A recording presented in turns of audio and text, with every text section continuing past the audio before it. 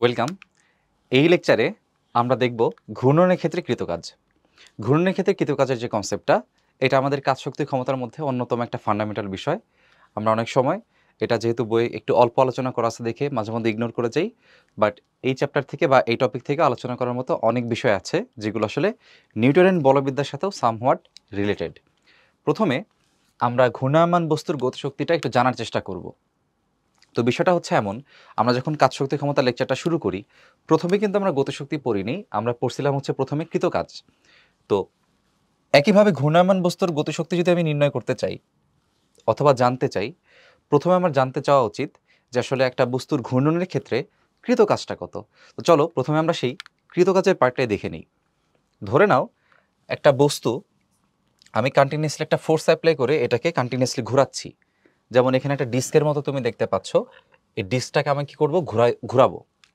একইভাবে এখানে আরেকটা চিত্র তুমি দেখতে পাচ্ছ, এই ডিস্কের একটা অংশে আমি একটা বল প্রয়োগ করে এটাকে আমি ঘোরাতে চাচ্ছি, ঠিক আছে? তো ধরো এই ডিস্কে আমি একটা বল প্রয়োগ করলাম, আমার প্রয়োগকৃত বলটা ধরো এই বিন্দুতে এই বরাবর কাজ করতেছে, ধরো এটা হচ্ছে আমার প্রয়োগকৃত বল। তা আমার যে প্রয়োগকৃত বলটা, এই প্রয়োগকৃত বলের মান আমি বললাম এখানে এফ, এবং এই বল প্রয়োগ করার মাধ্যমে আমি বলটা এইভাবে দেই, আর বলটা যেভাবে দিই না কেন, এই বস্তু কিন্তু ঘুরতে শুরু করবে, এই বস্তু কিন্তু ঘুরতে থাকবে কন্টিনিউয়াসলি। তো ধরো আমার এই প্রযুক্ত বলের জন্য এই বস্তু ঘুরতে শুরু করলো। এখন আমি এই ঘূর্ণনটার কৃতকাজ বের করার জন্য খুব ছোট্ট একটা অংশকে চুজ করে নিব। ধরে নাও আমি এখান থেকে এতটুকু, এই ছোট্ট অংশটাকে আমি চুজ করে নিলাম, ছোট্ট একটা অংশকে। আসলে আমি আরও ছোট অংশ চুজ করছি, কিন্তু এখানে দেখানোর জন্য বা বোঝানোর স্বার্থে এই অংশটা আমি একটু বড় করে রাখছি, বাট আসলে এই ছোট অংশটা আরও ছোট হতে হবে, ঠিক আছে? তাহলে এই অংশটাকে আমি কেটে যদি এখানে নেই, আমি ধরলাম এইখান থেকে এই পর্যন্ত আমি এখানে নিচ্ছি। এখন ভাই একটু খেয়াল করে দেখলে বুঝবা যে এই যে পোর্শনটা এখানে আছে, এই ছোট্ট যে পোর্শন, এই ছোট্ট পোর্শনের নাম ধরো আমি দিলাম হচ্ছে ডিএস। এই ডিএস পোর্শনটা ধরো এই সেন্টারের সাথে ডি থিটা কোণ উৎপন্ন করে, ধরে নাও ছোট্ট ডি থিটা কোণ উৎপন্ন করছে। তাহলে ডি থিটা হচ্ছে আমাদের এখানকার ছোট্ট কোণ, ডিএস হচ্ছে আমাদের ক্ষুদ্র যে চাপ অথবা আর্ক, আর আর হচ্ছে আমাদের কি এখানে ব্যাসার্ধ। এখানে আর কিন্তু আমাদের ব্যাসার্ধ অলরেডি দেওয়া আছে, এটা হচ্ছে আমাদের আর। তাহলে ডিএস এর মানটা আমাদের এখানে কত হবে একটু লিখে রাখি, এগুলো আমাদের সামনে লাগবে। এই ডিএস এর মানটা হচ্ছে আমাদের আর ডি থিটা। যেমন আমরা জানি যে এস সমান আর থিটা। তো যখন আমি অনেক বড় থিটা না নিয়ে ছোট্ট একটা থিটা নিই, তখন চাপটাও এস না হয়ে ছোট্ট একটা চাপ ডিএস হয়ে যায়। সো এই ডিএস সমান আর ডি থিটা, এটাকে একটু মার্ক করে রেখে দিই। এখন একটু খেয়াল করতে হবে, এই বল যখন আমি প্রয়োগ করছি, এই বলের একটা অংশই কিন্তু এটাকে ঘোরানোর জন্য কাজে লাগছে। তো আমি যদি লিনিয়ার ভাবে যে কাজটা আমরা শিখছিলাম, আমরা কাজ শিখছিলাম কেমন, যে ডিডব্লিউর হচ্ছে integration of F D R cos theta. এখন এখানে তো একটা থিটা আমরা রেখে ফেলছি, তো কস থিটা না রেখে আমি এখানে লিখলাম ধরো কস আলফা, অন্য একটা মানে কজ আমি নিলাম এখানে, এবং এই থিটার মানটা আমি এখানে থিটা না দিয়ে কি দিলাম, আলফা দিলাম। এখন আলফাটা কার সাথে ভাবে বুঝতে হবে, এফডিআর লিখবো না, এখানে এফডিএস লিখবো, যেহেতু আমরা স্মরণে এখানে ডিএস নিছি। তাহলে এফডিএস কজ আলফা। এখন দেখো এই আলফাটা আসলে কার কার মধ্যবর্তী কোণ, এফ এর সাথে ডিএস এর। এখন ডিএস এর ডিরেকশন কোন দিকে, ডিএস এর ডিরেকশন হচ্ছে এই দিকে, ঠিক আছে? ডিএস এর সাথে এফ এর মধ্যবর্তী কোণ তাহলে কত, আলফা। এই জন্য আমি এখানে কি লিখছি, কজ আলফা লিখছি। আচ্ছা, এবার এই লাইনটাকে আমি একটু ছোট করে মডিফাই করব। কিভাবে মডিফাই করব, কজ আলফাটাকে সামনে নিয়ে আসলাম, তাহলে এটাকে লেখা যাবে এফ কজ আলফা, আর এখানে লিখতে পারবো ডিএস। অবশ্যই এটা করা যায়। এখন এফ কজ আলফা বলতে কি এখানে কেউ আছে? অবশ্যই আছে। কে আছে দেখো ভাইয়া, আমরা জানি যে কোনো একটা ভেক্টরের অথবা কোনো একটা অংশের যেই পাশে আলফা বা থিটা থাকবে সেই পাশটাকে কজ বলতে হয়। তাহলে এই পাশটার নাম হবে হচ্ছে এফ কজ আলফা। তার মানে এফ কজ আলফা আসলে এইটা। এবং খেয়াল করে দেখো এই এফ কজ আলফা আসলে কি বরাবর কাজ করতেছে, স্পর্শক বরাবর কাজ করতেছে। তার মানে এই এফ কজ আলফা আসলে স্পর্শকীয় বল। এফ কজ আলফা কি, স্পর্শকীয় বল। তার মানে আমি নাম দিতে পারবো ট্যানজেনশিয়াল ফোর্স অথবা স্পর্শকীয় বল, যাকে আমি এখানে লিখলাম এফ টি দ্বারা। তাহলে এফ কজ আলফার বদলে আমি বলতে পারবো এফ টি, লিখে ফেলি। এফ কজ আলফার বদলে আমি লিখতে পারবো এখানে এফ টি, আর ডিএসটার বদলে আমি এখানে লিখতে পারবো আর ডি থিটা, আর ডি থিটা। এখন লক্ষ্য করতে হবে খুব সুন্দর একটা বিষয়, দেখো আর এর ডিরেকশনটা এখানে কোন দিকে কাজ করতেছে, আর এখানে কাজ করতেছে আমার এই ডিরেকশন বরাবর, আর এফটি যেটা ট্যানজেনশিয়াল যে ফোর্সটা অথবা স্পর্শকীয় যে বলটা সেটা কাজ করতেছে আর এর সাথে লম্বালম্বি, তাই না, 90 ডিগ্রি অ্যাঙ্গেলে কাজ করতেছে, 90 ডিগ্রি অ্যাঙ্গেলে কাজ করতেছে। তাইলে আমরা কিন্তু ওই যে টর্ক শিখছিলাম নিউটনের বলবিদ্যার মধ্যে, টর্ক কি ছিল আমরা জানি, টর্ক হচ্ছে আর এফ সাইন আর এবং এফ এর মধ্যবর্তী কোণ, সেটা এখানে কত 90 ডিগ্রি, তাহলে এখানে আর এফ সাইন 90 ডিগ্রি। তো এখানে আমি লিখতে পারি এটাকে হচ্ছে আর এফ এফটি, ঠিক আছে। তার মানে আর এফটি আসলে কার মান, টর্কের মান, তাহলে এফটি আর এর বদলে আমি এখানে লিখতে পারি টাউ, এই যে টাউ লিখে ফেললাম, এখানে লিখলাম ডিটি। আচ্ছা এখানে ইন্টিগ্রেশন সাইন দিয়ে দিছে, তার মানে এটা ডিডব্লিউ না, এটা হচ্ছে পুরা কাজ, ঠিক আছে। তাহলে এটার ক্ষুদ্র কাজ বের করতেছি না, আমরা পুরা কাজ বের করতেছি, কারণ পুরা কাজের ইন্টিগ্রেশন করলেই তো আসলে এই পার্টটা পাওয়া যায়। ক্ষুদ্র কাজের জন্য হবে ক্ষুদ্র এফডিএস কজ আলফা, আর পুরা কাজ বের করতে গেলে টোটাল ইন্টিগ্রেট করতে হবে। যেহেতু ইন্টিগ্রেশন সাইন দিয়েই দিছে আগে থেকে, তাহলে আমরা ইন্টিগ্রেশনে রেখে দিই, তার মানে এটা মোট কাজ বের হচ্ছে। এখন মোট কাজ বেরোনোর ক্ষেত্রে ইন্টিগ্রেশনের লিমিট বসাতে হয় দুইটা।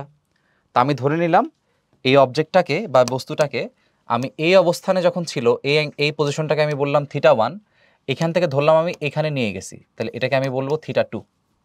তাহলে ক্ষুদ্র ক্ষুদ্র ডিএস করতে করতে করতে করতে করতে করতে বা ক্ষুদ্র ক্ষুদ্র থিটা চেঞ্জ করতে করতে কোথায় নিছি, থিটা 1 থেকে থিটা 2 পর্যন্ত নিছি। তাহলে লিমিট সবসময় কারটা বসে, এটার লিমিট বসে, ডি এর সাথে যা থাকে তার লিমিট বসে, তাহলে এখানে লিমিট হবে থিটা 1 থেকে থিটা 2। এই জন্য কোনো বস্তুর ঘূর্ণনের ক্ষেত্রে কৃতকাজের ইকুয়েশন দাঁড়াবে হচ্ছে ফাইনালি এই ইকুয়েশনটা। এটা হচ্ছে যে কোনো বস্তুর ঘূর্ণনের ক্ষেত্রে কৃতকাজের ইকুয়েশন। এখানে টাউ হচ্ছে আমাদের টর্ক, যেটা আমরা নিউটনের বলবিদ্যার মধ্যে শিখছি। টর্কের আরেকটা নাম আছে বলের ভ্রামক। ইংলিশ ভার্সনে যারা আছো তারা হয়তো বলের ভ্রামক এটা শোনার সাথে সাথে একটু কেঁপে উঠছে যে ভাই কি বললেন এটা।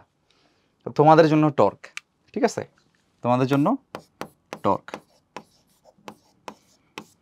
আচ্ছা হ্যাঁ, বাংলা ভাষণ যারা আছে মাঝে মধ্যে প্রশ্ন আসতে পারে বলের ভ্রামক নির্ণয় করো, তো বা বলের ভ্রামক দ্বারা কৃতকাজ নির্ণয় করো। তো ঘূর্ণনের ক্ষেত্রে কৃতকাজকে এটাও বলা যাবে যে টর্ক দ্বারা কৃতকাজ কত, ঠিক আছে, ওয়ার্ক ডান বাই টর্ক। আশা করি বুঝছি ইকুয়েশন কিভাবে আসছে। তো এই চিত্র জাস্ট আমরা সাপ্লিমেন্টারি রাখছিলাম, এখানে আর কিছু লেখা লাগবে না। ধ্রুব টর্ক দ্বারা কৃতকাজ আসলে কি হবে, তাহলে আমরা ইকুয়েশন কি দেখছি এইটা। তো যদি এমন হয় যে টর্কটা পরিবর্তনশীল হয়, টর্কটা যদি থিটার উপর নির্ভরশীল হয়, যেমন প্রথম দিকে দেখছিলা তোমরা যে বল যদি সরণের উপর নির্ভরশীল হয় তাহলে বলটাকে বলি পরিবর্তনশীল বল। একইভাবে টর্ক যদি কৌণিক সরণের উপর নির্ভরশীল হয় তাহলে সেই টর্ককে আমি বলি পরিবর্তনশীল টর্ক। তাহলে পরিবর্তনশীল টর্ক আসলে কি বোঝায়, পরিবর্তনশীল টর্ক হচ্ছে কৌণিক সরণ পরিবর্তন হলে কৌণিক টর্কটাও পরিবর্তন হয়ে যায়। তার মানে কৌণিক সরণের একটা ফাংশন হচ্ছে তখন পরিবর্তনশীল টর্ক। সেই ক্ষেত্রে কৃতকাজের ইকুয়েশনটা দাঁড়াবে কি, সেই ক্ষেত্রে কৃতকাজের ইকুয়েশন দাঁড়াবে ইন্টিগ্রেশন, আমরা জানি পরিবর্তনশীল মানেই ইন্টিগ্রেট করতে হবে, তো integration of tau D theta 1 থেকে থিটা 2। আর ধ্রুব টর্ক দ্বারা যদি কৃতকাজ হয় এই ইকুয়েশনকেই আমি এখানে কাজে লাগাইতে পারবো, সমস্যা নাই।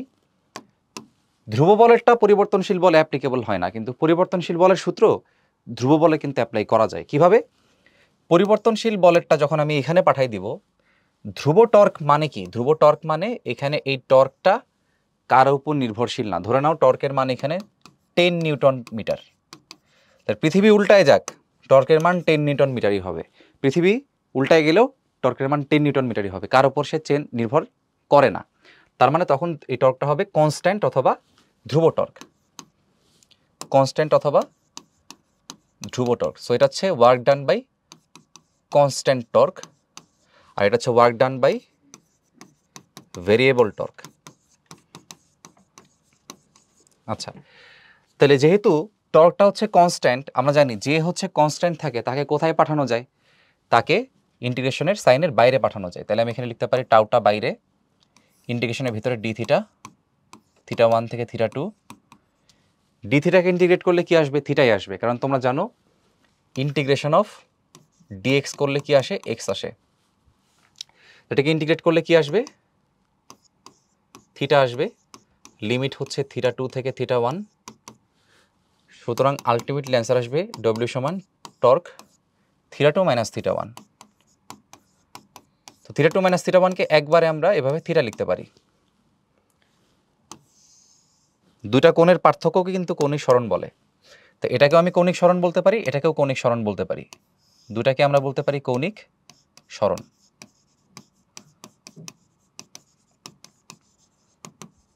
অথবা অ্যাঙ্গুলার ডিসপ্লেসমেন্ট।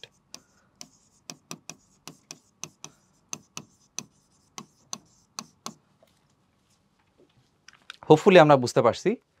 এবারে আমরা ছোট্ট কিছু প্রশ্ন সলভ করব।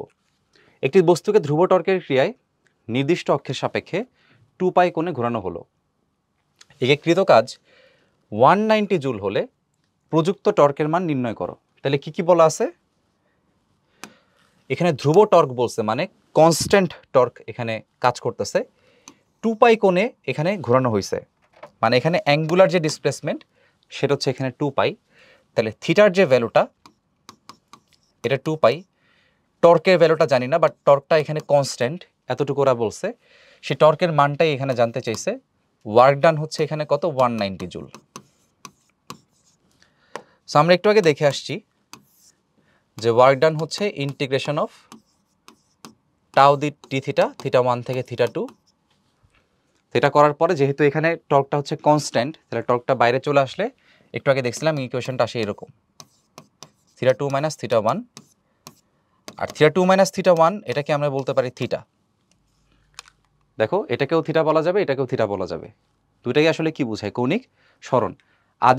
আদি কোণ থেকে মানে পরের কোণ থেকে আগের কোণকে বাদ দিলেই তো তুমি বুঝবা যে কৌণিক সরণ কতটুকু হয়েছে। যে এরকম বিষয়টা দেখো, কেউ একজন মনে করো আছে হচ্ছে এইখানে, সেইখান থেকে চলে গেছে এইখানে, মানে 90 ডিগ্রি চলে গেছে। তাহলে 0 থেকে π/2 তে কেউ যদি যায় তাহলে তার কৌণিক সরণ কত হবে? π/2 মানে থিটা 2 মাইনাস 0, মানে কি করছো তুমি? থিটা 2 থেকে থিটা 1কে বাদ দিছো। একইভাবে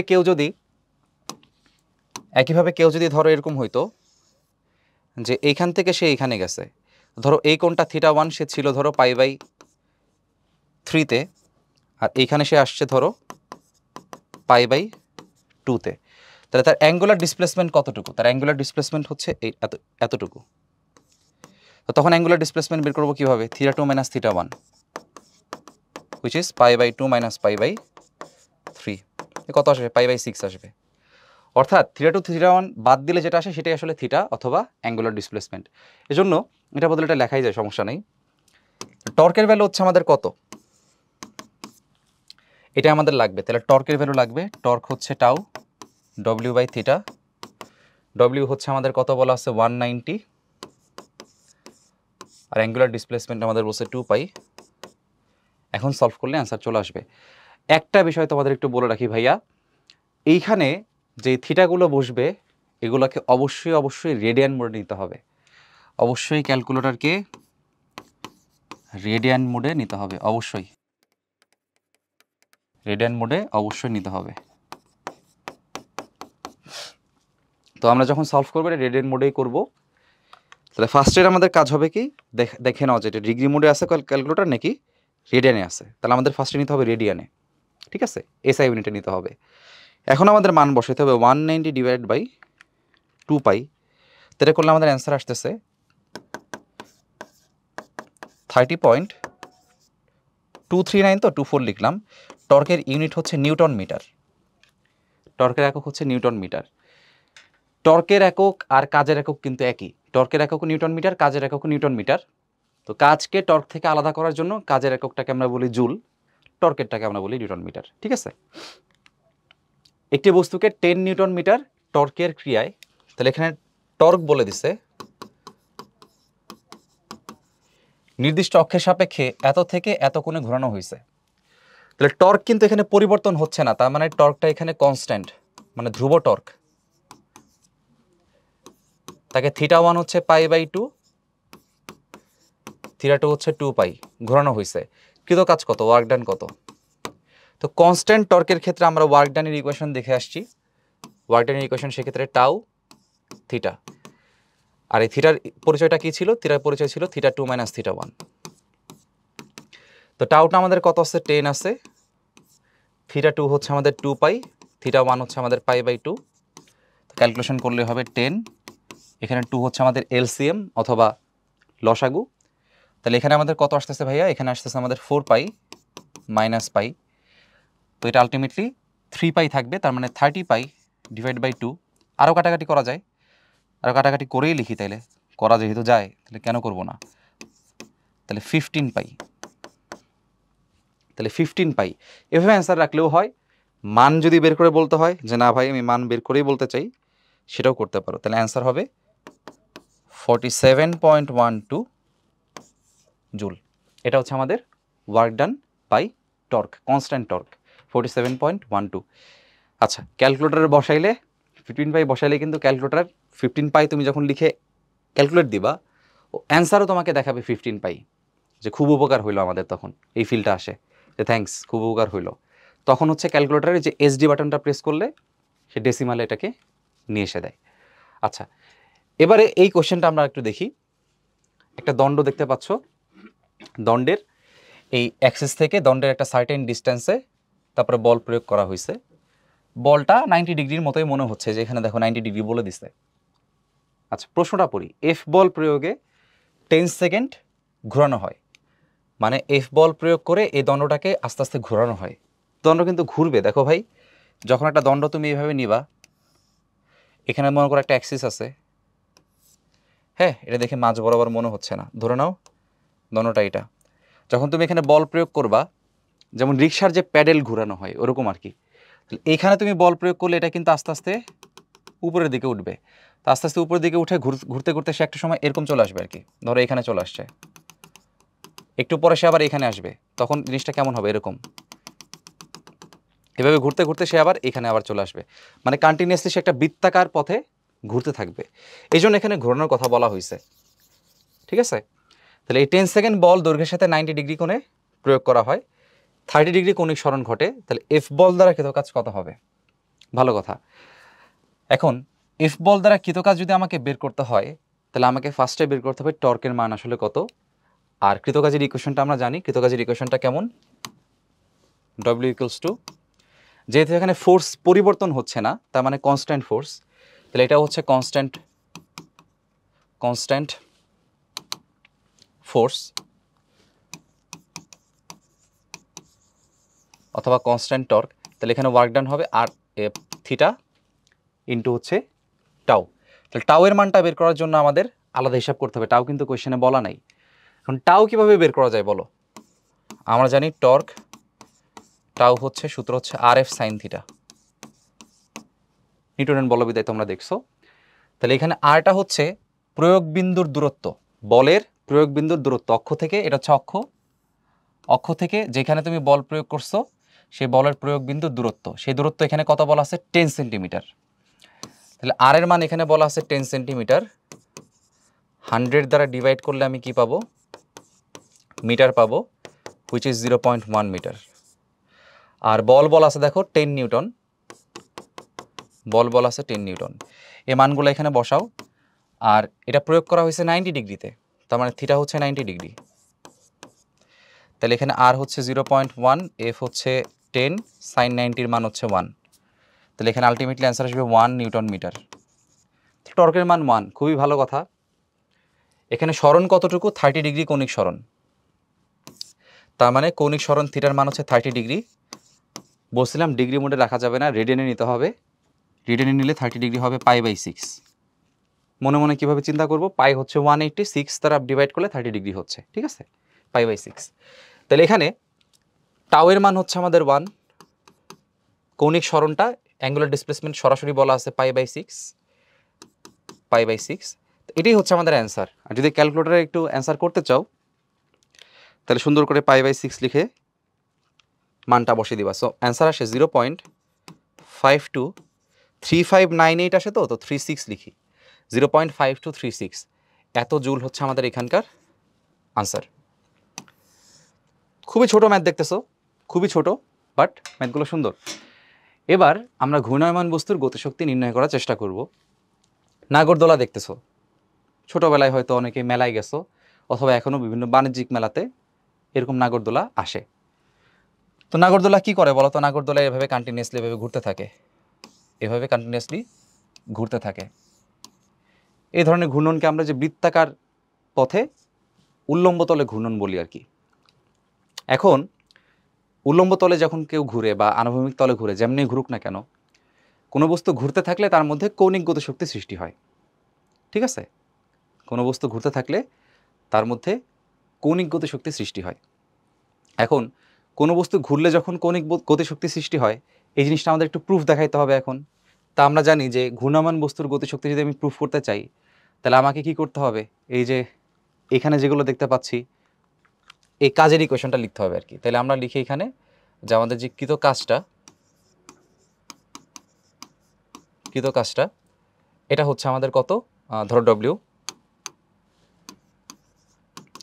এটা হচ্ছে আমাদের, আমরা রৈখিক গতিশক্তির চ্যাপ্টারে কি শিখছিলাম? রৈখিক গতিশক্তির চ্যাপ্টারে শিখছিলাম যে এফ ডিএক্স কস থিটা করতে হয়। আর কৌণিক গতিশক্তি এসে কি দেখলাম? টাউ ডি থিটা করতে হয়। ঠিক আছে? এখন এই টাওয়ের মধ্যে যেহেতু আমার ঘূর্ণায়মান বস্তু, তাহলে রৈখিক পোর্শন তো এখানে আমাদের দরকার নাই। তাহলে রৈখিক পোর্শনটা আমি এখানে মুছে ফেলি, দরকার নাই। তাহলে কৃতকাজ ডব্লিউর মান হবে এটা। ইন্টিগ্রালের লিমিট আমি পরে বসাচ্ছি। এখন টর্ক টাউকে ভাঙলে কি পাওয়া যায় বলো? এটাকে ভাঙলে আমরা পাই আই আলফা, নিউটন বলবিদ্যায় পড়ছি। তাইলে আমি এটাকে ভেঙে লিখলাম এখানে আই আলফা ডি থিটা। এখন এখানে যে আলফাটা দেখতে পাচ্ছ, আলফাটাকে আমি যদি একটু ব্রেকডাউন করি, দেখো আলফা হচ্ছে আমাদের কৌণিক ত্বরণ অথবা অ্যাঙ্গুলার অ্যাক্সেলারেশন। কৌণিক ত্বরণ অথবা angular acceleration. So angular acceleration বলতে আমরা জানি টাইমের রেসপেক্টে অ্যাঙ্গুলার ডিসপ্লেসমেন্ট, অ্যাঙ্গুলার ভেলোসিটি অথবা কৌণিক বেগের যেই ডিফারেন্সিয়েশনটা, সেটাই আসলে হচ্ছে আমাদের কৌণিক ত্বরণ। মনে রাখার টেকনিক কি ভাইয়া? মনে রাখার টেকনিক হচ্ছে রৈখিক ত্বরণ কি? রৈখিক ত্বরণ হচ্ছে আমরা জানি সময় সাপেক্ষে রৈখিক বেগের ডিফারেন্সিয়েশন। তাহলে এ হচ্ছে রৈখিক ত্বরণ আর আলফা হচ্ছে কৌণিক ত্বরণ। তাহলে ভি ছিল হচ্ছে রৈখিক বেগ আর কৌণিক বেগ হচ্ছে ওমেগা। বুঝছো কিভাবে আসছে? আশা করি মনে থাকবে। আচ্ছা ঠিক আছে। এবার এই পোর্শনটাকে একটু ছোট্ট করে মডিফাই করতে চাই আমি। এখানে আছে ডিটি আর এখানে আছে ডি থিটা। তা আলফার মান এখানে বসালে তো বিপদ। মেলানোর জন্য আমি এখানে একটা ডি থিটা আনার চেষ্টা করব। তাহলে আমি একটা কাজ করব, এটাকে আমি একটু এভাবে লিখতে চাই, দেখো D omega divide by D theta into D theta by D T. উপর নিচে ডি থিটা রাখছি, তো এক্সট্রা করে আনছি দেখে কোনো সমস্যা হবে না, কারণ কাটাকাটি গেলে কত হবে? 1ই হবে। এখন তোমরা জানো ডি থিটা বাই ডিটি এটার নাম আবার কি? ওমেগা। এই যে দেখো সময়ের সাপেক্ষে কৌণিক সরণের যে ডিফারেন্সিয়েশন বা পরিবর্তন, সেটাই হচ্ছে কৌণিক বেগ। তাহলে এতটুকু পোর্শনের বদলে আমি লিখতে পারি এখানে ওমেগা। তাহলে এটাকে আমি ভেঙে লিখতে পারি, এটা হচ্ছে omega d omega by D theta. তাহলে আলফার এই মানটা আমি এখানে বসাই দিব, omega d omega by D theta. আর আগে থেকে একটা ডি থিটা এখানে আছে, তো এগুলো নাই হয়ে গেলে লেখা যাবে আই ওমেগা ডি ওমেগা। এখন ইন্টিগ্রেশনের ক্ষেত্রে আমার এখানে শুধুমাত্র চলক হচ্ছে ওমেগা, কারণ ওমেগার সাথে ছোট্ট ডি আছে। আমি বলছিলাম ছোট্ট ডি যার সাথে, সে হচ্ছে চলক। তাহলে ওমেগা বাদে বাকি সবাই হচ্ছে ধ্রুবক। তাহলে আইটা বাইরে চলে যাবে ইন্টিগ্রেশনের, সুতরাং আমার ইন্টিগ্রাল সাইনটা এখানে দিলেই হবে। আর চলকটা কার বসবে? চলকের লিমিট কারটা বসবে? লিমিট বসবে হচ্ছে ওমেগার। তাহলে ওমেগার যে লিমিটটা আমি ধরলাম যে ইনিশিয়ালি যে দণ্ডকে তুমি ঘোরাচ্ছ, ধরো একটা দণ্ডকে ঘোরাচ্ছ অথবা এই নাগরদোলাকে ঘোরাচ্ছ, তো ইনিশিয়ালি সে ধরো 0 ছিল, তো 0 কৌণিক বেগ থেকে তার একটা কৌণিক বেগ ওমেগা সে অর্জন করতে চায়। তাহলে আলটিমেটলি এখানে আই রাখলাম, ওমেগা ডি ওমেগার ইন্টিগ্রেশন করলে আসবে ওমেগা স্কোয়ার বাই 2। লিমিট যদি সেট করো 0 থেকে ওমেগা বসাইতে হবে। তাহলে এখান থেকে আলটিমেটলি কি চলে আসে? Half I omega square. মান বসাই দাও, মান বসাই দিলে হাফ আই ওমেগা স্কোয়ার আসে। তার মানে কৃত কাজের যেই ইকুয়েশনটা এখানে আসতেছে, কৃত কাজের যে ইকুয়েশনটা এখানে আসতেছে, কৃত কাজ ডব্লিউ সমান হচ্ছে half I omega square, half I omega square. তো কতটুকু তুমি কাজ করছো সেটা হচ্ছে হাফ আই ওমেগা স্কোয়ার। তো এখানে কিন্তু আমি আদিবেগ ধরছিলাম 0। আদিবেগ যদি 0 না হয়ে অন্য কোনো বেগ থাকে, তাহলে আগের মতোই ওই গতিশক্তির পরিবর্তনটা বের করলে আমার হয়ে যাবে, অর্থাৎ সেক্ষেত্রে কৃতকাজ হবে গতিশক্তির পরিবর্তনের সমান। কারণ এখানে আমি কিন্তু মনে মনে শূন্যকে বাদ দিছি। দেখো হাফ আই ওমেগা স্কোয়ার একটা আসবে এখানে, আর একটা আসবে হচ্ছে 0, হাফ আই 0 স্কোয়ার। তো এখান থেকে আমি লিখছি হচ্ছে হাফ আই ওমেগা স্কোয়ার, অর্থাৎ এখানে কিন্তু এই পরিবর্তনের পোর্শনটাই, ঠিক আছে। তো আশা করি ঘূর্ণায়মান বস্তুর গতিশক্তি কিভাবে হাফ আই ওমেগা স্কোয়ার হয় এটা আমরা প্রুফটা বুঝাইতে পারছি, যেটা আমি আগের লেকচারে তোমাদের বলছিলাম যে তোমাদের আমি দেখাই দিব। আচ্ছা, এখন চলন ঘূর্ণন গতি সম্পন্ন বস্তুর গতিশক্তিটা দেখব। বাস্তব জীবনে এটাই আমরা সব থেকে বেশি দেখি। ধরো একটা গাড়ির চাকা, একটা সাইকেলের চাকা, একটা রিক্সার চাকা, সবগুলো শুধুমাত্র কিন্তু জায়গায় দাঁড়ায় ঘুরে না, সে ঘুরতেও থাকে আবার সামনের দিকে আগাইতেও থাকে। তো সামনের দিকে যে মানে আগাচ্ছে সে বা সামনের দিকে এগিয়ে যাচ্ছে, এই জিনিসটাকে আমরা বলি চলন। আর সে যে ঘুরতেছে কন্টিনিউয়াসলি, এটাকে আমরা বলি ঘূর্ণন। তো কোনো বস্তু একসাথে সামনের দিকে আগাচ্ছে, এটাকে আমরা বলতেছি চলন, ঘুরতেছে সেটাকে আমরা বলতেছি ঘূর্ণন। তো ঘূর্ণন আর চলন দুটো যখন একসাথে থাকে, ফর এক্সাম্পল একটা ট্রাক সামনের দিকে যাচ্ছে, তাহলে তার চাকা ঘুরতেছে আবার সামনের দিকে আগাইতেছে, এই ধরনের গতিকে আমরা বলি এক ধরনের জটিল গতি। এই ধরনের গতিকে আমরা বলি এক ধরনের জটিল গতি। এখন ভালো করে বুঝতে হবে, চলনের জন্য, চলন এখানে কি রৈখিক গতি হচ্ছে, রৈখিক গতির মতো, তাহলে চলনের জন্য যে গতিশক্তিটা, চলনের জন্য যে গতিশক্তিটা জন্য গতিশক্তি হাফ mv স্কোয়ার। রৈখিক বেগ হচ্ছে আমার v, ধরো এটা v বেগে গতিশীল আর তার ভর হচ্ছে m। আর কোনো বস্তু যখন ঘুরতে থাকবে অর্থাৎ ঘূর্ণন হবে, তখন ঘূর্ণনের জন্য গতিশক্তি হবে হাফ আই ওমেগা স্কোয়ার। একটু আগে আমরা দেখাইছি ঘূর্ণনের জন্য গতিশক্তি কিভাবে হাফ আই ওমেগা স্কোয়ার হয়। এখন যদি দুইটা ইকুয়েশনকে আমি যোগ করি, যে বস্তু ঘুরবে এবং চলবে তার গতিশক্তি তো দুইটাই থাকবে, তাই না? তাহলে যে বস্তু ঘুরবে এবং চলবে অর্থাৎ জটিল গতিতে থাকবে, তার মোট গতিশক্তি তাহলে আসলে কত হবে? তার ধর এটা ইকে 1, এটা ইকে 2, তাহলে তার মোট যে গতিশক্তি ইকে সেটা হবে half mv square plus half I omega square. মানে একটা অংশ তার রৈখিক গতির জন্য, এই অংশটা হচ্ছে তার রৈখিক গতির জন্য অথবা লিনিয়ার মোশনের জন্য, আর আরেকটা অংশ হচ্ছে তার কৌণিক গতির জন্য অথবা অ্যাঙ্গুলার মোশনের জন্য। আচ্ছা, আশা করি বুঝছি। যখন এভাবে বস্তুগুলো চলতে থাকবে তখন কিভাবে আমরা মোট শক্তিটা, মোট গতিশক্তি হিসাব করবো। আর এখানে ইকেটা হচ্ছে আমাদের মোট গতিশক্তি। এবার একটা ছোট্ট প্রশ্ন দেখি। নিরেট গোলকের ভর 20 কেজি, ব্যাসার্ধ বলা আছে, 15 মিটার পার সেকেন্ড বেগে গড়িয়ে চলছে, গতিশক্তি নির্ণয় করো। খেয়াল করে দেখো দুইটা শব্দ এখানে আছে, খুব ইম্পর্টেন্ট। একটা হচ্ছে গড়িয়ে চলছে, গড়িয়ে মানে কি গড়াইতে গড়াইতে যাচ্ছে, ঘুরতে ঘুরতে যাচ্ছে। তো ঘুরতে ঘুরতে যেহেতু চলতেছে, তার মানে তার মধ্যে গতিশক্তি কি থাকবে? দুইটাই থাকবে ভাই। তার মানে তার মধ্যে যে গতিশক্তিটা, তার মধ্যে গতিশক্তি দুইটাই থাকবে, হাফ mv স্কোয়ারও থাকবে,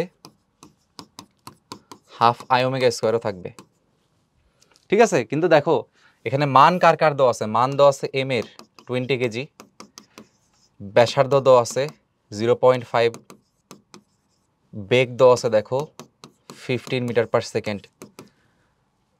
ঝামেলা হইতেছে এখানে আইও দেওয়া নাই, ওমেগাও দেওয়া নাই।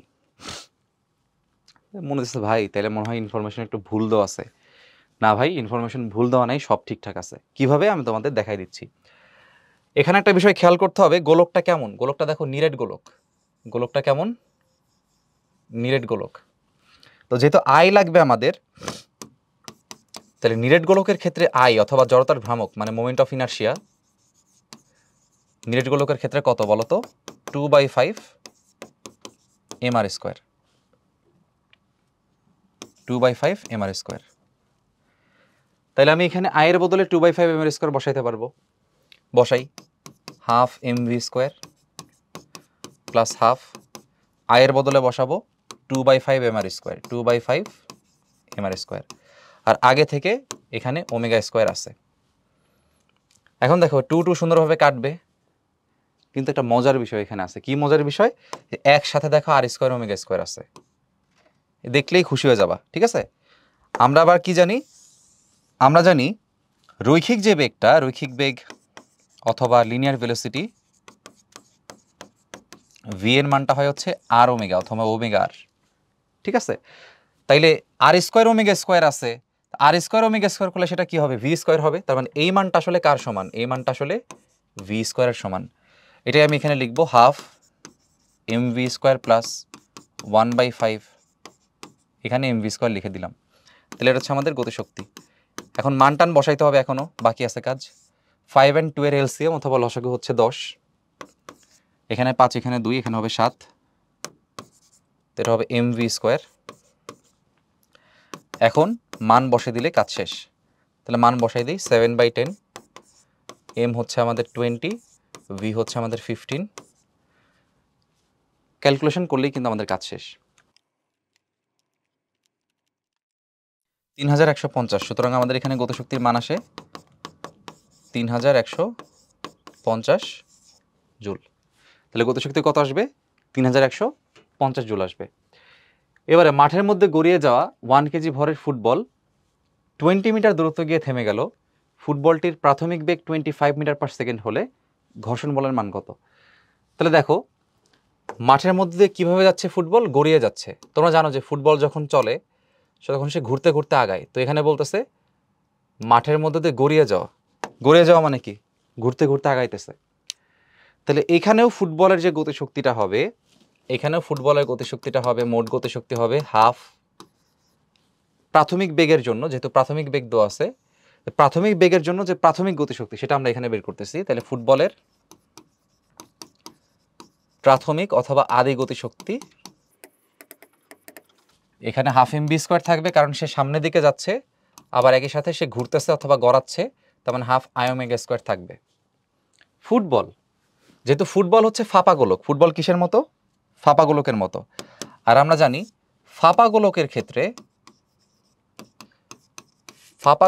ক্ষেত্রে জড়তার ভ্রামকের সূত্র হচ্ছে 2/3 mr স্কোয়ার। ঠিক আছে, তাহলে আমি এখানে এই মানগুলো একটু বসাই দিব। ই কে হচ্ছে হাফ এম বি স্কোয়ার, আয়ের বদলে বসাবো 2/3 mr স্কোয়ার, আর এখানে ওমেগা স্কোয়ার আছে। আর আমরা জানি আর স্কোয়ার ওমেগা স্কোয়ারের যে মান সেটা হচ্ছে কার সমান? ভি স্কোয়ারের সমান। একটু আগের প্রশ্ন দেখছি আমরা, ভি সমান হচ্ছে ওমেগা আর, তার মানে ওমেগা স্কোয়ার আর স্কোয়ারের মান হচ্ছে ভি স্কোয়ারের সমান। তাহলে এখানে আমরা ভি স্কোয়ার লিখে দিতে পারবো, 2 বাদ যাবে।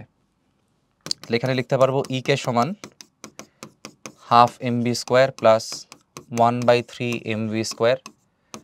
লসাগু করে দিচ্ছি, লসাগু করলে এটা হচ্ছে 6, আর এখানে 2 + 3 5, 5/6 এম ভি স্কোয়ার। তো 5/6 এম ভি স্কোয়ার হচ্ছে তার প্রাথমিক গতিশক্তি। এখন প্রাথমিক গতিশক্তির এই মানটা আমরা পরেও বসাচ্ছি। এখন জিজ্ঞাসা করছে ঘর্ষণ বলের মান কত। দেখো ভাই, সে কতটুকু দূরত্ব গেছে? দেখো 20 মিটার দূরত্ব গেছে, তারপর সে থেমে গেছে। দেখো বলছে কি থেমে গেছে। তো থেমে যাওয়া মানে কি? তার গতিশক্তি, শেষ গতিশক্তি কত হয়ে গেছে? 0। তাহলে আমি একটু এখানে লিখে রাখি যে তার শেষ যে গতিশক্তিটা আছে, সেই শেষ গতিশক্তি হয়ে গেছে ইকে ফাইনাল, সেটা হয়ে গেছে 0। এটা হচ্ছে আমাদের ইকে ইনিশিয়াল। তাহলে আমরা কাজ শক্তি উপপাদ্যতে কি পড়ছিলাম? নিশ্চয়ই সবার মনে আছে।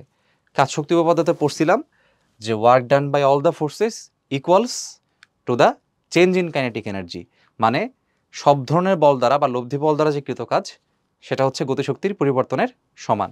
তাহলে আমরা এখানে বলতে পারি যে যতটুকু কাজ হয়েছে সেই কাজটা হচ্ছে গতিশক্তির পরিবর্তনের সমান। এখন এখানে কাজ কে করছে? এখানে একজনই কাজ করছে, সেটা হচ্ছে ঘর্ষণ বল। ঘর্ষণ বল কেন কাজ করছে শুধু কিভাবে ফিল করবা দেখো বলি। প্রাথমিক বেগ 25 মিটার পার সেকেন্ড, কিছু দূর পর গিয়ে সে থেমে গেছে। তো একটা বস্তু আস্তে আস্তে মুভ করতেছে, সে কেন থামবে? কারণ তার এগেনস্টে কেউ একজন তাকে টানতেছিল। এগেনস্টে কে তাকে টানতেছিল বা বাধা দিচ্ছিল? ঘর্ষণ বল তাকে বাধা দিচ্ছিল। এই জন্য এখানে কাজটা কে করছে? ঘর্ষণ বল কাজ করছে। কিসের জন্য কাজ করছে? বস্তুকে থামাইতে কাজ করছে, এই জন্য বস্তু থেমে গেছে। তাহলে এখানে কাজটা হবে কার? ঘর্ষণ বলের কাজ হবে। তাহলে তুমি চিন্তা করো, এই যে বলটা আছে, ধরো ফুটবল আছে এখানে, তাহলে ফুটবল সামনের দিকে আগায় গেছে কতটুকু? দেখো 20 মিটার। তাহলে ফুটবলের সরণ হয়েছে সামনের দিকে, আর ফুটবলের ঘর্ষণ বল কাজ করছে কোন দিকে? বিপরীত দিকে। তার মানে বল এবং সরণের মধ্যবর্তী কোণ কত ডিগ্রি? 180 ডিগ্রি। তাহলে কৃতকাজ কি হবে? কৃতকাজ হবে এফএস cos 180 ডিগ্রি। আর গতিশক্তির পরিবর্তন আমরা কি করি? Final minus initial. তাহলে শেষ গতিশক্তি হচ্ছে 0, আদি গতিশক্তি হচ্ছে 5/6 mv স্কোয়ার, 5/6 mv স্কোয়ার। তাহলে এখানে এফএস cos 180 ডিগ্রির মান হচ্ছে minus FS minus F S. S এর মানটা কত? এস এর মান ওখানে বলা আছে দেখো 20, যে দেখো সরণ বলে দিছে 20 মিটার দূরত্ব গিয়ে এসে থামে, সরণ হচ্ছে 20 মিটার। তাহলে এস এর মান বসাইলাম 20, এখানে মাইনাস 5/6, এম এর মান কত বলছে 1, ভি এর মান বলছে 25। হয়ে গেছে। মাইনাস মাইনাস দুই পাশ থেকে থাকবে না, বাদ বাকিটা কাটাকাটি করলে আমরা অ্যান্সার পেয়ে যাব। তাহলে ছোট করে ফেলি, এখানে এটা যাবে হচ্ছে 2 বার, এই 2 এখানে গিয়ে হয়ে যাবে 12। সুতরাং এফ এর মান হবে কত? 5/12, আর এখানে আছে 25 স্কোয়ার, 25 স্কোয়ার মানে 625। তোমরা ক্যালকুলেটর দিয়ে সলভ করে ফেলো আর কি, তাহলে সুন্দর হবে। তাহলে অ্যান্সার আসতেছে 5/12 ইন্টু 25 স্কোয়ার, তার মানে অ্যান্সার আসতেছে 260.416 নিউটন। এটা হচ্ছে আমাদের ঘর্ষণ বলের মান, এটা হচ্ছে আমাদের ঘর্ষণ বলের মান। ঠিক আছে, এ হচ্ছে আমাদের অ্যান্সার 260.416 নিউটন। আচ্ছা, এখানে আমাদের একটু ছোট্ট মানের সমস্যা হয়েছে। আমরা যখন এখানে এম এর মানটা বসাইছিলাম তখন 1 কেজিকে আমরা 10 কেজি লিখে ফেলছি ভুলে। তো এটা হচ্ছে তোমার কত হবে? 1 হবে। বাদ বাকি সবই ঠিক আছে, এটা জাস্ট 5/6 ইন্টু 1 করে নাও। 1 করলে এখানে অ্যান্সারটা 625 আর হবে না। তাহলে এখানে আমরা যদি 1 করি তাহলে 5/6, এখানে যে 5/12 হয়ে গেছে 625, এটা ঠিক আছে। ঠিক আছে, ওকে। তাহলে এখানে আমাদের এখানে কত আসবে? যেহেতু এখানে যে 2 দ্বারা কাটছিলাম, এই 2 দ্বারা কাটাও আর যাবে না, এখানে শুধুমাত্র 20 হবে। সো এই 5টা হচ্ছে এখানে 4 বার যাবে, 4 নিচে চলে আসবে, 4 নিচে চলে আসলে এটা হবে 1/24। একটু হালকা ঠিক হবে আর কি, তো ঠিক করে ফেলি। এটা হবে 1/6 ইন্টু 4, 24 ইন্টু হচ্ছে 25 স্কোয়ার, মানে অ্যান্সার যা আছে তার থেকে 10 ভাগ হবে আর কি। অ্যান্সার 10 ভাগ হয়ে যাবে জাস্ট 24। 260 হচ্ছে 26 হবে, এটা হবে 26.0416 নিউটন। পরে কোয়েশ্চেন আসি। 30 ডিগ্রি কোণে হেলানো একটি 20 মিটার দীর্ঘ হেলানো তলের শীর্ষবিন্দু থেকে 5 কেজি ভরের কোনো নিরেট গোলক গতিপ্রাপ্ত হলে ভূমি স্পর্শ করার পূর্ব মুহূর্তে এর শেষ বেগ কত হবে? ওই মুহূর্তে গোলকের মোট গতিশক্তি কত হবে? তাহলে 30 ডিগ্রি কোণে হেলানো একটা শীর্ষবিন্দু থেকে একটা নিরেট গোলক গতিপ্রাপ্ত হয়েছে, তাহলে একটা হেলানো তল আমরা এঁকে ফেলি। ধরো এখানে একটা হেলানো তল আছে, এভাবে আঁকবো, এভাবে রাখি, হ্যাঁ। তো এই হেলানো তল থেকে একটা বস্তু পড়তেছে কত ডিগ্রি কোণে? 30 ডিগ্রি কোণে। এটার শীর্ষবিন্দু থেকে 5 কেজি ভরের একটা নিরেট গোলক গতিপ্রাপ্ত হয়েছে, তার মানে এই বিন্দুতে আদিবেগ 0 ছিল। ভূমি স্পর্শ করার মুহূর্তের শেষ বেগ কত হবে? মানে এই গোলকটা যখন এইখানে আসবে তখন এই মোমেন্টে তার শেষ বেগটা কত হবে, এটা হচ্ছে আমাদের প্রশ্ন। তলের দৈর্ঘ্য বলে দিছে এখানে হচ্ছে 20 মিটার, মানে এই তলের যে দৈর্ঘ্যটা এটা 20 মিটার। তো খুব সহজে করা যায়। ওই মুহূর্তে গোলকের মোট শক্তি কত হবে, এটাও আরেকটা প্রশ্ন। তাহলে এই মুহূর্তে গোলকের মোট শক্তি কত? টোটাল এনার্জি, ঠিক আছে, টোটাল এনার্জি কত হবে? তো চলো সহজেই করে নিই এই প্রশ্নটা। প্রথমে যেটা আমাকে বুঝতে হবে, এই বিন্দুতে যখন এই বিন্দুটা নির্দিষ্ট উচ্চতায় আছে, আমরা পড়ছিলাম যে আমরা যদি গ্রাউন্ডটাকে 0 ধরে নেই, গ্রাউন্ডের বিভব শক্তি কিন্তু বাস্তবে 0 না, বাট গ্রাউন্ডটাকে যদি আমি 0 ধরে নেই তাহলে গ্রাউন্ডের সাপেক্ষে এইখানে বিভব শক্তির মান mgh পরিমাণ বেশি থাকে। তাহলে আমি যদি এটাকে এ বিন্দু বলি তাহলে এ বিন্দুর বিভব শক্তি হবে mgh, এ বিন্দুর বিভব শক্তি হবে mgh। তাহলে এ বিন্দুর বিভব শক্তি কত হবে? mgh। এই এইচটা কি এই দৈর্ঘ্য বোঝায়? অ্যান্সার হচ্ছে না, এই এইচটা বোঝায় হচ্ছে এটার উচ্চতা। এই উচ্চতাটা বোঝায়। তো সবার আগে আমাকে উচ্চতাটা একটু বের করে নিতে হবে, খুব সহজ। উচ্চতাটা বের করার জন্য এইচ বাই, এটা হচ্ছে লম্ব, এটা হচ্ছে অতিভুজ, অতিভুজ হচ্ছে 20, তাহলে লম্ব বাই অতিভুজ করলে কি হবে, সাইন থিটা হবে সাইন 30, সাইন 30 মান হচ্ছে হাফ। তাহলে এখান থেকে আমি এইচ এর মান বের করতে পারবো, এইচ আসবে এখানে 10 মিটার। তো ভালো কথা, এই বিন্দুতে আমি বুঝলাম আমার মোট শক্তি হচ্ছে mgh পরিমাণ আছে। এখন এই শক্তিটাই যখন এইখানে চলে আসবে তখন কি সেই শক্তি নষ্ট হবে? অ্যান্সার হচ্ছে না ভাইয়া। 9-10-এ তোমরা পড়ছিলা, আমরা শক্তি সংরক্ষণশীলতার জন্য আর একটা ডেডিকেটেড লেকচার রাখছি, সেখানে আরও আলোচনা করব।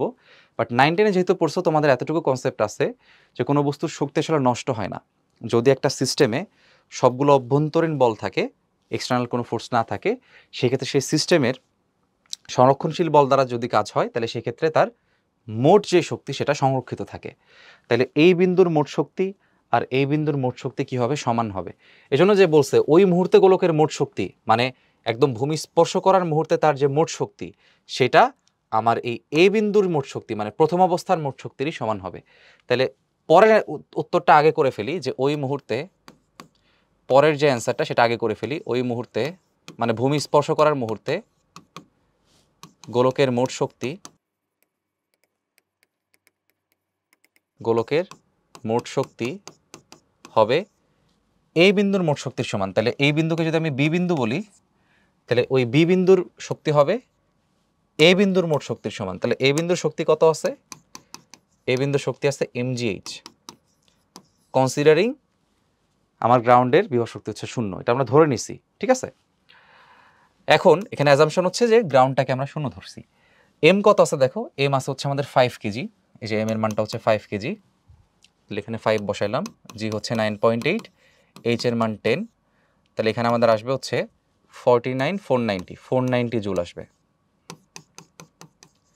তাহলে এটা হচ্ছে আমাদের একটা অ্যান্সার, 490 জুল, এটা আমাদের একটা অ্যান্সার। আচ্ছা, এবারে পরের কোশ্চেনটা দেখা যাক। হ্যাঁ, পরের কোশ্চেনটা দেখা যাক। পরেরটা কি বলছে দেখো, কালারটা একটু চেঞ্জ করে নিলাম। পরেরটা কি বলছে দেখো, 1 নাম্বার কোশ্চেনটা কি বলছে, যে ওই মুহূর্তে শেষ বেগ কত। তাইলে ভাইয়া, যেহেতু ওই মুহূর্তে মোট শক্তি মানে বি বিন্দুতে মোট শক্তি হচ্ছে আমরা জেনে গেছি, আর বি বিন্দুর মোট শক্তি আসলে কার সমান, mgh এর সমান। দেখো, বি বিন্দুর মোট শক্তি কার সমান, mgh এর সমান। তো এই বি বিন্দুতে সে যখন থাকবে তখন তার মধ্যে কোন শক্তি আছে, এটা বোঝানোর জন্য আমরা মাঝামাঝি যে কোনো একটা বিন্দুতে বস্তুকে চিন্তা করি। ধরলাম বস্তুটা এখানে আছে, তো বস্তুটা যখন এখানে আছে তখন একটু চিন্তা করো, সে যখন এভাবে পড়তেছে, পড়ার সময় সে একই সাথে ঘুরতেছে, মানে গড়াচ্ছে সার্কুলার মোশনে বা রোটেশনাল মোশনে, একই সাথে সে আবার সামনের দিকে চলতেছে, মানে রৈখিক গতি আছে, ঘূর্ণন গতিও আছে। তো রৈখিক গতি, ঘূর্ণন গতি, এই দুটা গতি তো একদম চলতে চলতে কোন পর্যন্ত, দেখো এখান থেকে চলতে চলতে চলতে চলতে এইখানে শেষে থামবে। তাহলে এই বিন্দুতেও কিন্তু তোমার রৈখিক গতি আর ঘূর্ণন গতি দুটাই আছে। তাহলে এইখানে রৈখিক গতি, ঘূর্ণন গতি দুটাই আছে। তার মানে এই বি বিন্দুতে রৈখিক গতি, ঘূর্ণন গতি দুটাই যদি থাকে, আমি কি লিখতে পারি, আমি লিখতে পারি রৈখিক গতি হচ্ছে হাফ mv স্কোয়ার, কৌণিক গতি হচ্ছে হাফ i ওমেগা স্কোয়ার। আর ইবি এর মান আমি এখানে কি দেখছিলাম, mgh। এবার দেখো এখানে গোলকটা কেমন ভাই, নিরেট গোলক। নিরেট গোলকের ক্ষেত্রে আমরা কি জানি, নিরেট গোলকের ক্ষেত্রে জড়তার ভ্রামক I হচ্ছে 2/5 mr স্কোয়ার। তাহলে এখানে I এর বদলে আমি 2/5 mr স্কোয়ার বসাবো, 2/5 mr স্কোয়ার বসাবো। আচ্ছা, আর আমরা জানি যে r স্কোয়ার ওমেগা স্কোয়ার মিলে কি হয়ে যায়, v হয়ে যায়। সেটা আমরা আগেই দেখছি যে v যেহেতু হচ্ছে r ওমেগা, তাহলে এদিকে স্কোয়ার করলে এটা v স্কোয়ার হয়ে যায়। সো 2 আর 2 এখানে কাটলে এটা হাফ mv স্কোয়ার, এটা 1/5 mv স্কোয়ার। তাহলে আমি একটু আরেকটা লাইন এখানে লিখে ফেলি, হাফ mv স্কোয়ার, এটা হবে 1/5, আর স্কোয়ার ওমেগা স্কোয়ার বদলে লিখতে পারি v স্কোয়ার।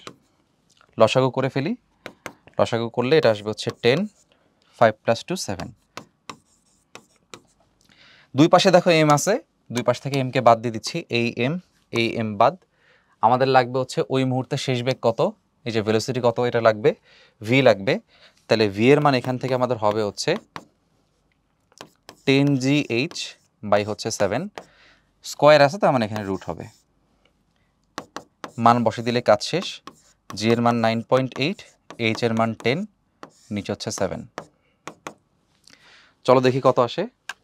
রুট 100, 100 হচ্ছে 10 × 10, 9.8 ডিভাইড বাই 7। তো আমাদের অ্যান্সার আসবে 11.83 মিটার পার সেকেন্ড। তো এটা হচ্ছে আমাদের ওই মুহূর্তের শেষ বেগ। যদি আমাকে শেষ কৌণিক বেগ বের করতে বলে সেটাও বের করা সম্ভব।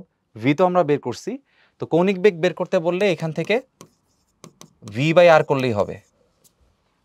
তো আমরা তো ভি এর মান এখানে জানি, তো সেই ক্ষেত্রে অবশ্যই গোলকের ব্যাসার্ধটা বলা থাকতে হবে। ব্যাসার্ধ বললে ব্যাসার্ধ দ্বারা ভাগ দিলে আমি কৌণিক বেগের মানটা পেয়ে যাব। ঠিক আছে, ওকে ফাইন, আশা করি বুঝতে পারছি।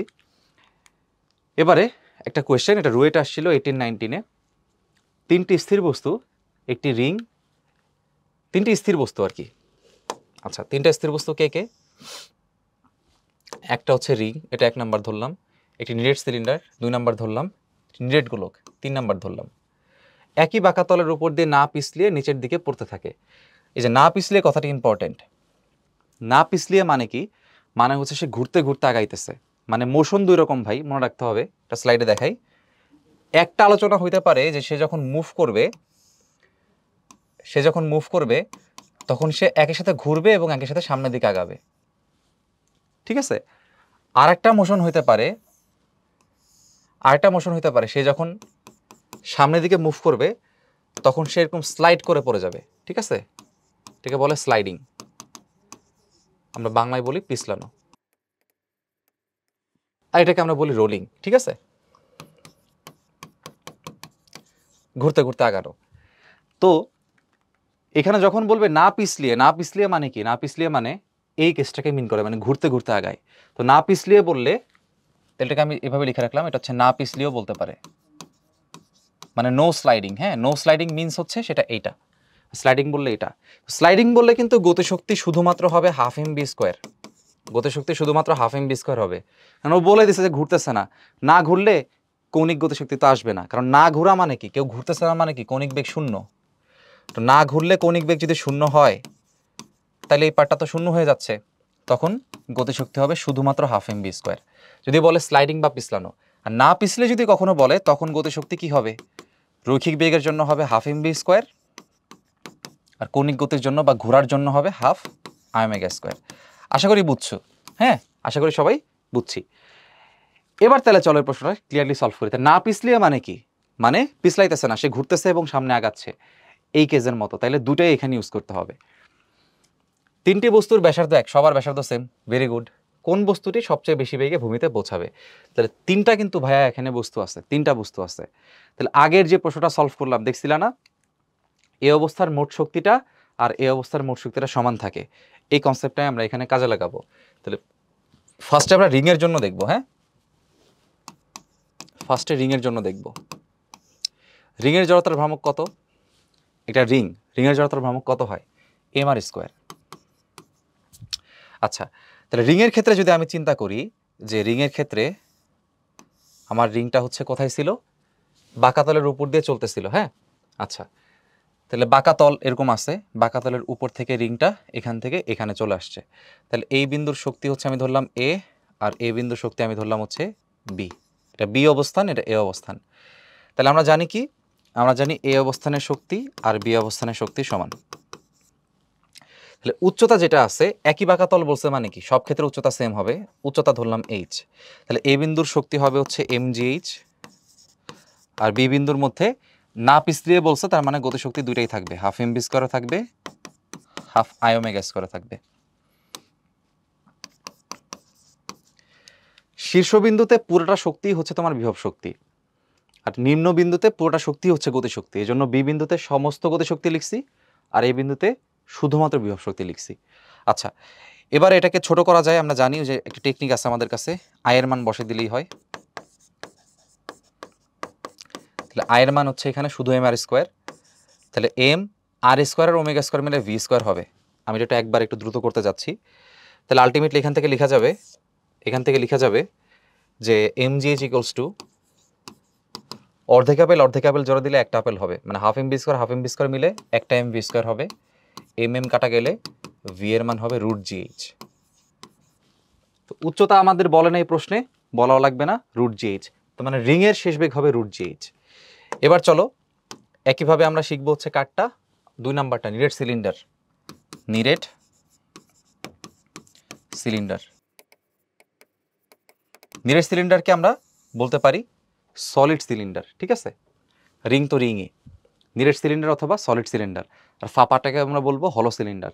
যাই হোক, নিরেট সিলিন্ডারের ক্ষেত্রে জড়তার ভ্রামক আমরা জানি, নিরেট চাকতির যা হয় নিরেট সিলিন্ডারও তাই হয়। যারা মনে রাখবা নিশ্চয়ই জানো তোমরা যে নিরেট একটা চাকতির জড়তার ভ্রামক যেমন হাফ এম আর স্কোয়ার হয়, একইভাবে এরকম অসংখ্য চাকতি যদি আমি একটার উপর একটা যোগ করি, অসংখ্য চাকতি যদি একটার উপর একটা যোগ করি, সবগুলো যোগ করে একটা কি হবে, এটা নিরেট সিলিন্ডারের মতো হবে।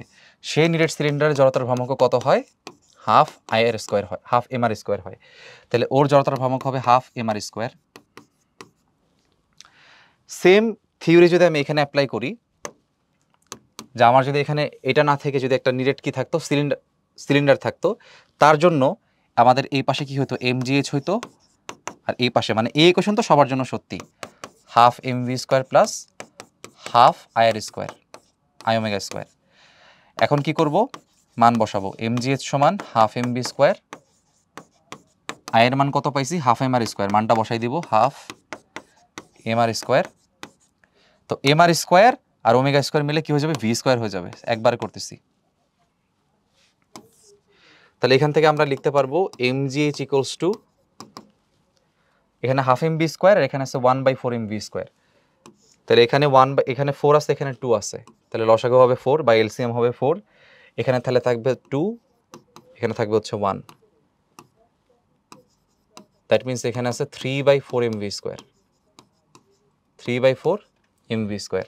এখন দুই পাশ থেকে আমরা কি করতে পারি, দুই পাশ থেকে আমরা এমটাকে বাদ দিতে পারি। দুই পাশ থেকে এমকে বাদ দিলে ভি এর মান আসবে হচ্ছে আমাদের 4/3 জিএইচ, ভি এর মান আসবে 4/3 জিএইচ। শুধুমাত্র জিএইচ ছিল, এটা হচ্ছে 4/3 জিএইচ। 4/3 হচ্ছে 1.33, লিখে রাখি কম্পেয়ার করতে সুবিধা হবে। 4/3 হচ্ছে 1.33। তো নিরেট সিলিন্ডারের কাজও শেষ, এবার আমাদের সবার লাস্টে হচ্ছে নিরেট গোলক। নিরেট গোলক, তাহলে এখানে লিখলাম, এবার হচ্ছে আমাদের নিরেট গোলক। নিরেট গোলকের জড়তার ভ্রামক আমাদের মুখস্থ 2/5 এম আর স্কোয়ার। তাহলে এবার যদি আমি এই সূত্রটা এখানে অ্যাপ্লাই করি, আমি লিখতে পারবো M G H equals to half M V square plus half I omega square. এবার শুধুমাত্র মানগুলো রিপ্লেস করব, মানগুলো বসাই দিই। M G H equals to half M V square plus half, আয়ের বদলে বসবে 2/5 M R square, R square omega square মিলে হবে ভি স্কোয়ার। 2 কাটবে, এখানে লসাগু করো, 2 আর 5 আছে, নিচে থাকবে 10, 2 আর 5 যোগ করলে হবে 7 এম ভি স্কোয়ার। এম কাটবে, দ্যাট মিনস ভি এর মান আসবে 10/7 জিএইচ। 10/7 জিএইচ এর মান কত, শুধুমাত্র 10/7 এর মানটা দেখতেছি। 10/7 এর মান হচ্ছে 1.42, 1.43 লেখা যায়, 1.43 জিএইচ। তোমাদের সামনে সবার ভেলোসিটি এখন আছে। আমি এটাকে বললাম ধরো 1 নাম্বার ভেলোসিটি, এটা বললাম 2 নাম্বার ভেলোসিটি, এটা বললাম 3 নাম্বার ভেলোসিটি। দেখো 1 নাম্বারটা হচ্ছে শুধু রুট জিএইচ, মানে এখানে মনে মনে 1 জিএইচ, এখানে 1.33 জিএইচ, এখানে 1.43 জিএইচ। তাহলে 1 এর থেকে 1.33 বেশি, তার থেকে 1.43 বেশি। তাহলে সব থেকে বেশি বেগ এখানে কার বলো তো, 3 নাম্বারটার। তাহলে এখানে বলছে সবচেয়ে বেশি বেগে কোন বস্তুটি পৌঁছাবে, সব থেকে বেশি বেগে পৌঁছাবে 3 নাম্বার বস্তু, তারপর পৌঁছাবে 2 নাম্বার বস্তু, তারপর পৌঁছাবে 1 নাম্বার বস্তু। এই হচ্ছে আমাদের অ্যান্সার। আর এই টাইপের কনসেপ্ট যদি তুমি একটু তৈরি করতে চাও, তোমাদের ছোট্ট করে বলি কিভাবে সহজে মনে রাখবা কার বেগটা সবচেয়ে বেশি হবে। খেয়াল করে দেখো, এখানে ওর জড়তার ভ্রামক ছিল শুধুমাত্র এম আর স্কোয়ার, মানে 1 এম আর স্কোয়ার। ওর জড়তার ভ্রামক হচ্ছে হাফ এম আর স্কোয়ার, মানে জড়তার ভ্রামক একটু কমে গেছে। তাহলে জড়তার ভ্রামক যখন কমে গেছে, তার শেষ বেগ কিন্তু বৃদ্ধি পাইছে। মানে জড়তার ভ্রামক যার যত বেশি হবে, তার শেষ বেগটা কম হবে। জড়তার ভ্রামক বেশি হইলে শেষ বেগটা কম হবে, এটা মনে রাখবা। আবার খেয়াল করো, নিরেট গোলকের যে জড়তার ভ্রামক, সেটা হচ্ছে 2/5 এম আর স্কোয়ার। 2/5 মানে 0.4, সব থেকে ছোট, এই জন্য তার বেগটা সব থেকে বেশি আসছে। এই জন্য জড়তার ভ্রামক যার ছোট হবে, তার বেগ সব থেকে বেশি হবে। আচ্ছা, এবার এই প্রশ্নটা দেখো, একটি দণ্ডের ভর 3 কেজি, দৈর্ঘ্য 5 মিটার, এক প্রান্ত একটি কবজায় যুক্ত যা দণ্ডকে আনুভূমিকভাবে ঘোরাতে পারে। দ্যাট মিনস একটা দণ্ড আছে আমার কাছে, ধরো দণ্ডটা এমন এমন একটা দণ্ড আছে ধরো, এবং এই দণ্ডকে আমি কি করতে পারি, আনুভূমিকভাবে ঘুরাইতে পারি, মানে ধরো এভাবে ঘুরাইতে পারি, এভাবে দণ্ডটা ধরো ঘুরতে পারে। তাহলে আমি যদি এখানটা অ্যাক্সিস চিন্তা করি, যদি একটা অ্যাক্সিস আমি এখানে চিন্তা করি, তাহলে অ্যাক্সিসের সাপেক্ষে এই দণ্ডটা কি হইতে পারে, ঘুরতে পারে। এখন চিন্তা করো, দণ্ড যখন ঘুরে তখন কে কাজ করে ভাই, টর্ক কাজ করে। দণ্ড যখন ঘুরে তখন টর্ক কাজ করে। তাহলে এখানে প্রশ্ন এটাই চাইছে, টর্ক দ্বারা কৃত কাজ কত, এবং টর্কের মান বলে দিছে। হ্যাঁ, টর্কের মান বলছে 12.5। তাহলে টর্ক দ্বারা কৃত কাজের সূত্র আমরা কি শিখছি, কৃত কাজের সূত্র হচ্ছে টাউ ডি থিটা ইন্টিগ্রাল θ1 থেকে θ2। টর্কের মান কি কি মান দেওয়া আছে একটু দেখি।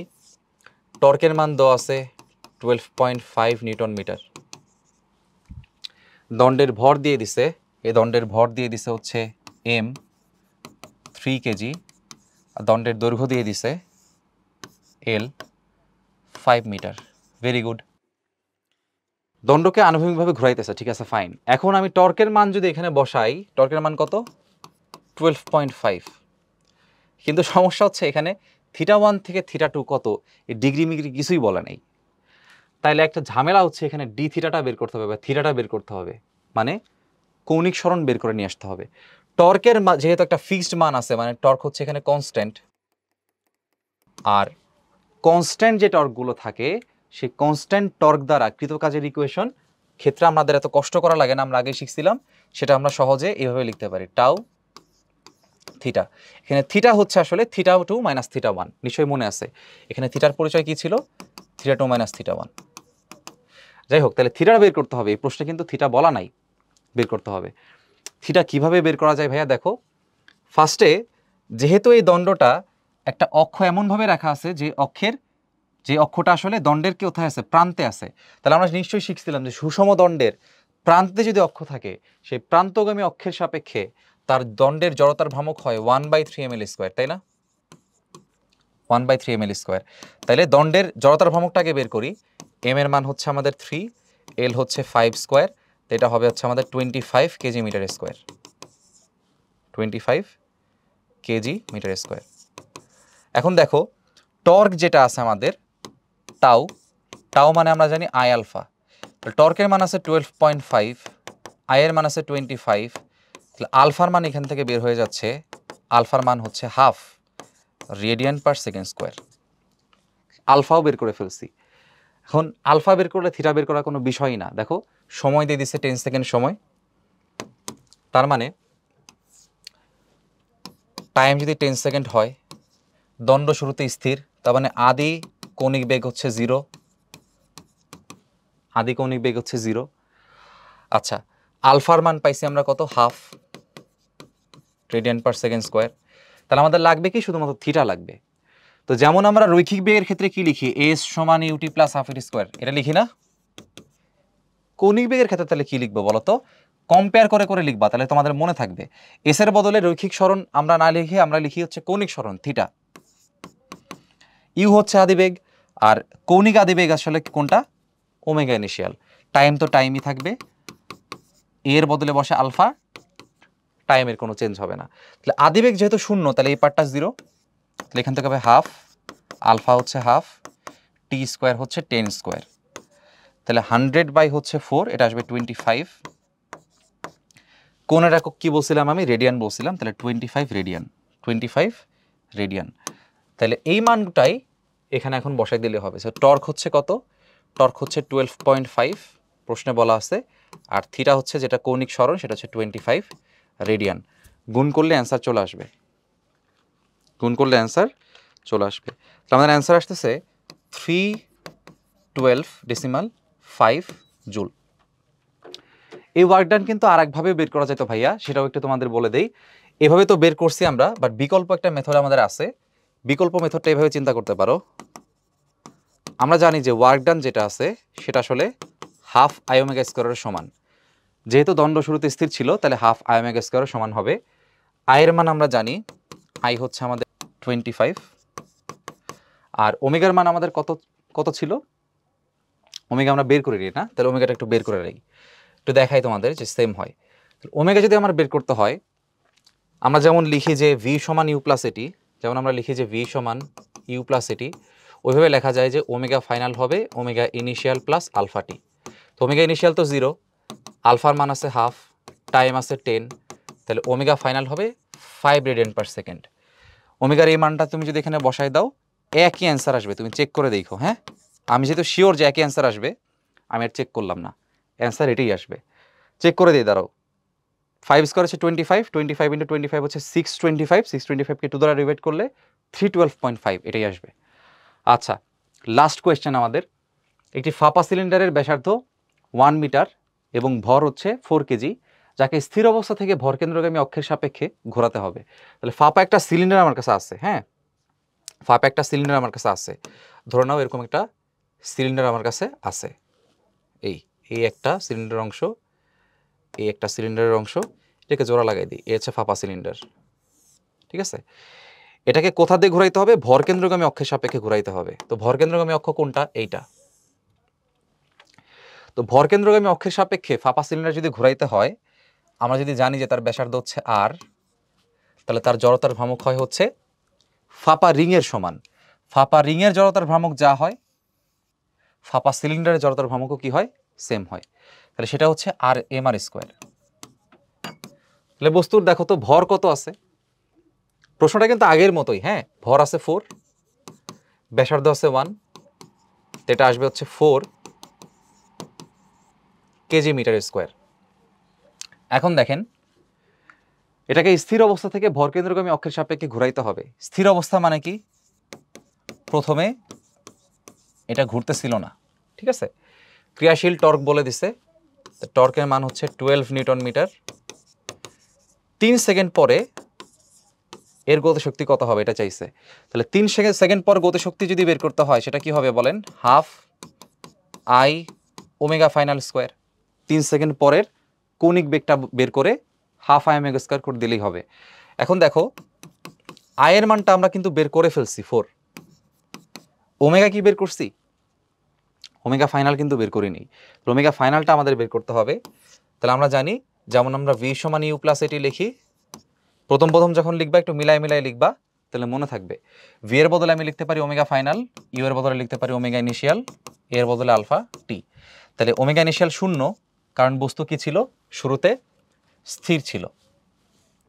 আলফার মান আমরা কত পাইছি, আচ্ছা আলফা তো আমরা বের করে নিই, আলফা বের করতে হবে, কোনো সমস্যা নাই।